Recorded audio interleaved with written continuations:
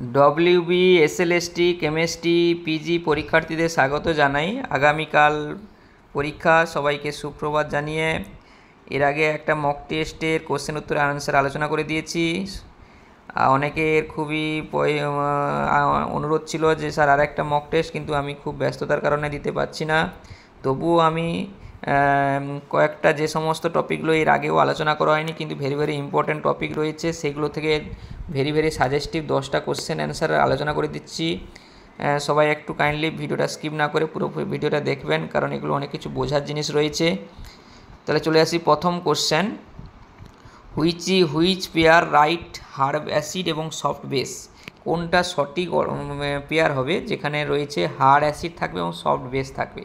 এই hard acid এবং soft base চিনব কী করে? তা চেনার জন্য আমি একটা লিস্ট নিচে দিয়ে দিচ্ছি এবং আলোচনা করে দিচ্ছি। চলো নিজের লিস্টে যে হার্ড অ্যাসিড এবং সফট বেস চেনার উপায় হচ্ছে, হার্ড অ্যাসিড হচ্ছে যেখানে সাইজটা স্মল হবে, যে সমস্ত ক্যাটায়ন মূলত সাইজ স্মল হবে এবং তাদের পজিটিভ অক্সিডেশন নাম্বারটা বেশি হবে, হাই পজিটিভ অক্সিডেশন নাম্বার, মানে মাথায় 2+, 3+ থাকবে, তারাই হচ্ছে হার্ড অ্যাসিড হবে। তাহলে হার্ড অ্যাসিডে তাহলে সাইজ ছোটো হতে হবে, যেরকম দেখো এক্সাম্পল আছে H+, এই Li+, Na+, K+, Ca2+, Al3+, Fe3+, এরকম যে আয়নগুলো রয়েছে বা BF3, এগুলো হচ্ছে হার্ড অ্যাসিড, মানে এদের স্ট্রেংথটা বেশি।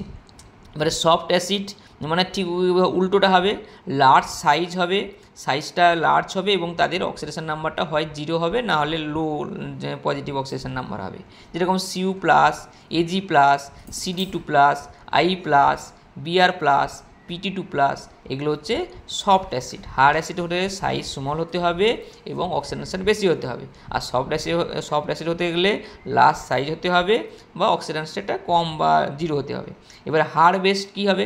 হার্ড বেস হতে গেলে যাদের ইলেকট্রোনেগেটিভিটি হাই হবে, হাই ইলেকট্রোনেগেটিভিটি এবং লো পোলারাইজেবিলিটি, পোলারাইজেশন মাত্রা যাদের লো হবে, তারাই হচ্ছে হার্ড বেস। তাহলে কারা তারা? OH-, M-, Cl-, SO4(2-), NO3-, ROH মানে অ্যালকোহল, অ্যামোনিয়া, CH3COO-, এগুলো হচ্ছে হার্ড বেস। হ্যাঁ, সফট বেস কারা? ঠিক উল্টোটা হবে, হার্ড বেসের ঠিক উল্টোটা হবে, লো ইলেকট্রোনেগেটিভিটি হবে, যাদের ইলেকট্রনটি কম হবে এবং হাই পোলারাইজেবিলিটি হবে, তারাই হচ্ছে সফট বেস। কারা? H-, I-, SCN-, CN-, C2H4, RS ইত্যাদি দেওয়া আছে। তাহলে এই লিস্টটা একটু ভালো করে দেখে নিবে এবং জাস্ট আইডিয়াটা জেনে নিবে। স্মল সাইজ, লো সাইজ, লার্জ সাইজ, হাই ইলেকট্রনিটি, লো ইলেকট্রিটা জানিয়ে নিলে মোটামুটি উদাহরণগুলো মনে থেকে যাবে একটা ছকের মধ্যে। তাই এই এক্সাম্পল থেকে আমরা ওই প্রথম কোশ্চেন যেরকম পেয়ে যাব, এরপরে যদি কোনো স্যাপ প্রিন্সিপল থেকে কোনো কোশ্চেন থাকে তারও উত্তর দিয়ে দিতে পারবো। চলে আসি আমরা প্রথম কোশ্চেন যেটা ছিল, চলে আসি প্রথম কোশ্চেনে ছিল হুইচ পেয়ারটা রাইট। তাহলে প্রথমটা যদি আমরা দেখি Li+, M-, Li+ কিন্তু আমাদের হার্ড অ্যাসিড আর M-টা কিন্তু হচ্ছে আমাদের হার্ড বেস। তাহলে আমাকে হার্ড অ্যাসিড সফট বেসের পেয়ার জানতে চেয়েছি, তাহলে এটা প্রথমটা হবে না। দ্বিতীয়টা যদি দেখি Ca2+, এটা হার্ড অ্যাসিড, I-টা সফট বেস, তাহলে এটাই কিন্তু সঠিক অ্যান্সার পেয়ে যাচ্ছি। তাহলে একের হচ্ছে বি, আর বাকিগুলো একটু মিলিয়ে দেখে নেবে, নিশ্চয়ই ভুল রয়েছে ওই পেয়ারটা যে ওরাটা দিয়েছে। চলে আসে 2 কোশ্চেন। অ্যাকর্ডিং টু স্যাপ প্রিন্সিপল হুইচ রিয়াকশান অকার? তাহলে স্যাপ প্রিন্সিপল অনুসারে কোন বিক্রিয়াটা সামনের দিকে অগ্রসর হবে বা কোন বিক্রিয়াটা ঘটবে?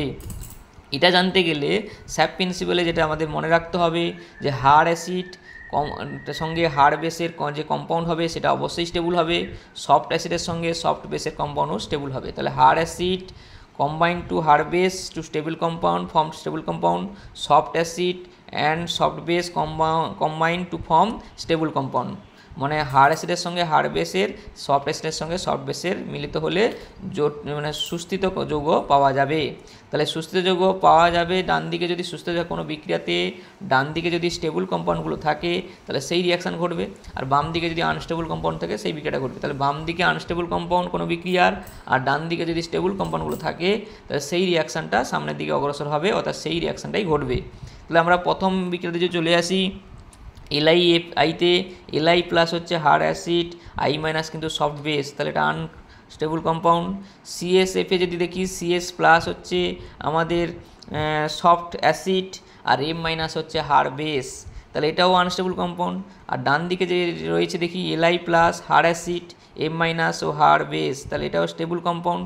আর CSI যদি দেখি CS+ হচ্ছে তোমার সফট অ্যাসিড আর I- সফট বেস, তাহলে এটাও স্টেবল কম্পাউন্ড। তাহলে বাম দিকে যে দুটো রয়েছিল সব আনস্টেবল কম্পাউন্ড, আর ডান দিকে যে দুটো রয়েছে স্টেবল কম্পাউন্ড। তাহলে এই রিয়াকশানটা কিন্তু ঘটবে স্যাপ প্রিন্সিপাল অনুযায়ী। তাহলে এখানে আমরা প্রথমটা সঠিক উত্তর পেয়ে গেলাম, বাকিগুলো একটু মিলে দেখে নেবে।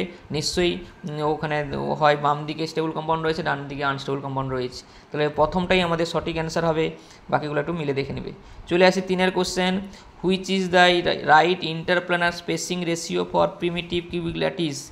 এই কিউবিক ল্যাটিসে অনেকগুলো মানে যে ক্লাসগুলো হয়, একক কোষগুলো হয়, প্রিমিটিভ হয়, বিসিসি হয়, এফসিসি হয়। প্রিমিটিভের ক্ষেত্রে মিলার ইন্ডিসেসগুলো জেনে নিতে হবে। মিলার ইন্ডিসেস প্রিমিটিভ শেষে আমি নিচে একটা লিস্ট করে দিয়ে দিয়েছি, দেখে নিতে পারো।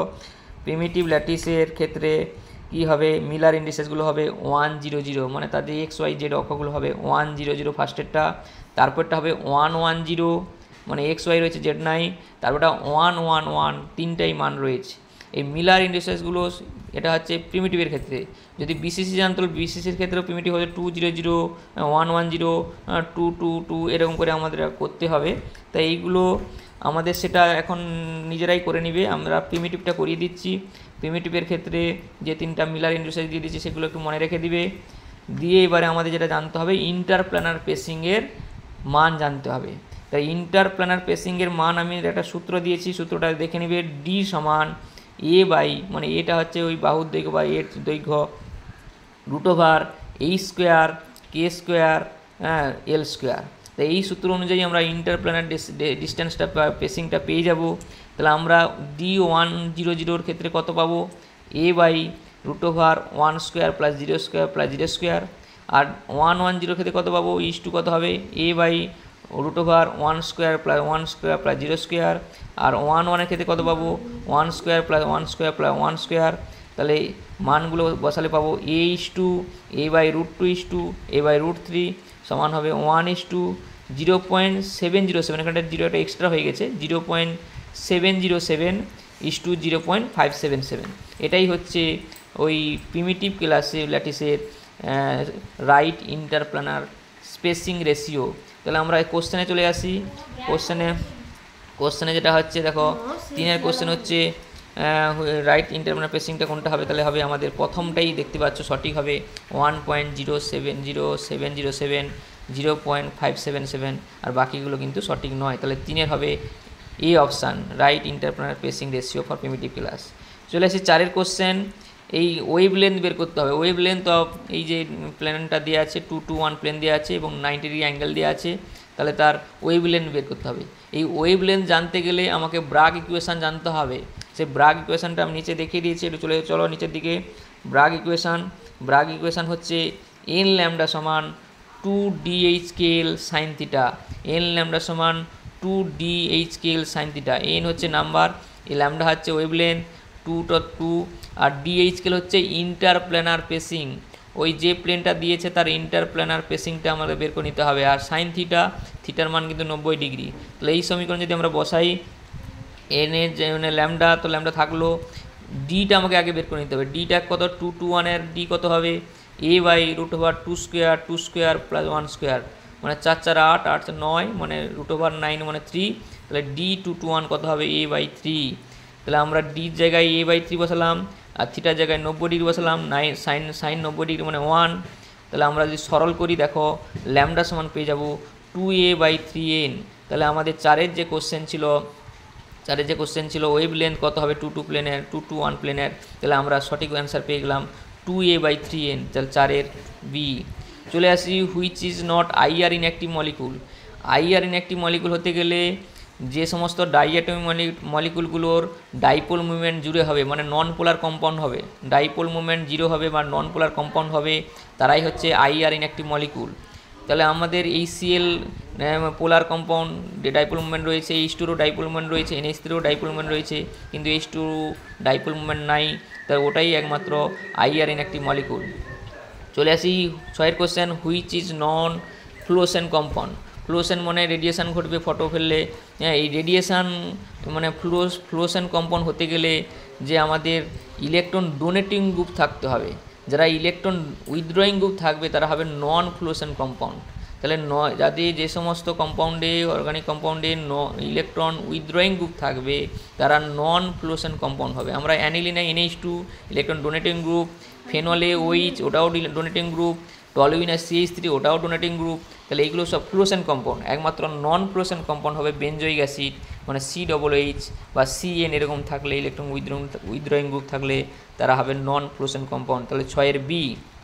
চলে আসি 7-এর question, according to phase rule which is right.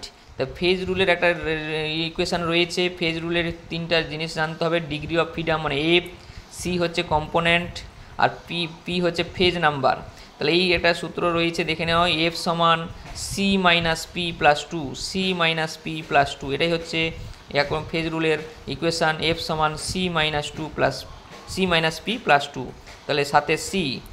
এই ফেজ রুল জানলে এখান থেকে ডিগ্রি অফ ফ্রিডম কিন্তু জানতে চায়, যে কোনো সে জলের ক্ষেত্রে হতে পারে, সালফারের ক্ষেত্রে হতে পারে, জলের 3টা ক্ষেত্রে হতে পারে। আর ট্রিপল পয়েন্ট মানে যেখানে সলিড, লিকুইড এবং গ্যাস যে এক জায়গায় মিলিত হয়েছে, বা যেখানে ইকুইলিব্রিয়াম রয়েছে, সলিডের সঙ্গে লিকুইড বা লিকুইডের সঙ্গে গ্যাস ইকুইলিব্রিয়াম রয়েছে, সাম্যাবস্থা রয়েছে, তার ক্ষেত্রেও ডিগ্রি ফ্রিডম জানতে চায়। তাহলে ডিগ্রি ফ্রিডম বের করতে গেলে এই সূত্রটা জাস্ট এই সেম, F সমান C মাইনাস P প্লাস 2।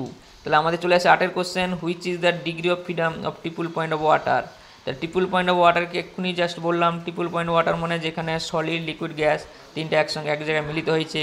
তাহলে তার F কত হবে? F সমান হবে, C হচ্ছে কম্পোনেন্ট মানে জল যেহেতু একটাই কম্পোনেন্ট, তাহলে C জায়গায় 1 বসবে, আর P যেহেতু 3টা সলিড, লিকুইড, গ্যাস ট্রিপল পয়েন্টে, তাহলে P জায়গায় 3 বসাবো, আর 2 থাকবে, তাহলে 1 মাইনাস 3 প্লাস 2 সমান F সমান হবে 0। তাহলে এটাই হচ্ছে জলের ডিগ্রি অফ ফ্রিডম ট্রিপল পয়েন্টে। তাহলে 8-এর হবে A। চলে আসি 9-এর question, NH2 CH2 CO NH CH বন্ধনটা নিচের দিকে দিতে পারছি না, CH বন্ড CH3 COOH, এটা কি নির্দেশ করে? তাহলে এটা একটা আমরা জানি, এটা একটা পেপটাইড, কম্পাউন্ড পেপটাইড। এই পেপটাইডটার নাম জানতে গেলে দেখে নিতে হবে প্রথমে কি রয়েছে, শেষে কি রয়েছে। দেখো CONH বন্ধনটা হচ্ছে পেপটাইড বন্ধন, CONH মানে অ্যাসিডের ওই অ্যাসিড আর NH2 থেকে জল বেরিয়ে গিয়ে CONH বন্ধন তৈরি হয়েছে, ওটা হচ্ছে পেপটাইড বন্ধন। তাহলে দুদিকে দুটো নিশ্চয়ই অ্যামাইনো অ্যাসিড ছিল, তাহলে বাম দিকটা হচ্ছে গ্লাইসিন আর ডান দিকটা হচ্ছে CH রয়েছে মানে অ্যালালিন। তাহলে গ্লাইসিন এবং অ্যালালিন, তাই এই কারণে আমরা এই পেপটাইড বন্ধনটাকে বলবো গ্লাইএলা। আগে গ্লাই তারপর অ্যালানিন, তাহলে গ্লাইএলা। চলে আসি 10-এর question, with the relation between the van't Hoff factor এবং degree of dissociation. Van't Hoff factor এবং ডিগ্রি অফ ডিসেশনের ক্ষেত্রে কী হবে? তো এটা আমরা সূত্র জানি, আলফা সমান I-1/n-1। তাহলে আলফা সমান I-1/n-1। তাহলে এখানে আলফার জায়গায় আমরা বের করব আইয়ের মান বের করব। তাহলে এখানে শুধু জাস্ট আয়ন সংখ্যাটা জেনে নিলেই হবে, AXBY মানে এখানে আয়ন পাবো কটা, X প্লাস ওয়াই, কারণ এক্সটা AXBY দিয়ে আছে মানে অবশ্যই এর আয়ন সংখ্যা টোটাল পাবো X প্লাস ওয়াই। তাহলে আমরা যদি সমীকরণে বসাই আলফা সমান, আমি সমীকরণের নিচে দিকে চলে যাই, দেখতে পাবে আলফা সমান I-1/n-1, এনের জায়গায় আমরা X প্লাস ওয়াই বসাবো, X প্লাস ওয়াই মাইনাস 1 বসাবো, এনের জায়গায় X প্লাস ওয়াই আর -1 ছিল -1 বসালে যেটা সরল করলে যেটা আসবে I সমান alpha into X plus Y -1 plus 1, -1 আইয়ের যে -1টা ওটা +1 হয়ে গেছে। তাহলে এখানেই সঠিক উত্তর হবে তাহলে 10-এর E। তাহলে এখানেই আমাদের 10টা মানে কি ভেরি ভেরি সাজেস্টিভ এবং যেগুলো এর আগে আলোচনা করা হয়নি সেই কোশ্চেনগুলো আলোচনা করে দিলাম। সবাই একটু ভালো করে বুঝে নেওয়ার চেষ্টা করবেন, যদি প্রয়োজন হয় একটু কমেন্ট করে জেনে নেবেন, আর চ্যানেলটিকে সাবস্ক্রাইব করে নেবেন এবং লাইক করবেন, শেয়ার করবেন। সবাইকে ধন্যবাদ ভিডিওটি দেখার জন্য।